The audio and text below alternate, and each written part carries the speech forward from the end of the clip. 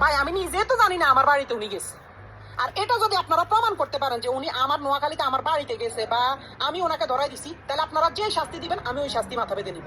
আর আরেকটা ছোট্ট বিষয় হচ্ছে, আমার বলতেই হবে, আমাদের তৈরি আফ্রিদি টিম মেম্বারে তো আমি একা ছিলাম না। আপনারা সবাই আমাকে নিয়ে পড়ে আছেন কেন ভাই? আমাদের টিম মেম্বারে তো আমি একা ছিলাম না, আরো 10 জন 15 জন আছে, তাদের নিয়ে কথা বলেন না কেন?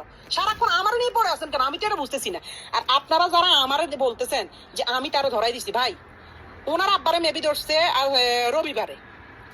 তো প্রথম থেকে আমি আজকে ওনাকে ধরা পর্যন্ত আজকে প্রায় মেবি 1 সপ্তাহ হয়েছে। এই 1 সপ্তাহ আমি সিআইডির আন্ডারে ছিলাম। আমার মোবাইল, আমি নিজে কোথায় যাই, কখন কি করি না করি, সব কিছু আমার সিআইডির আন্ডারে।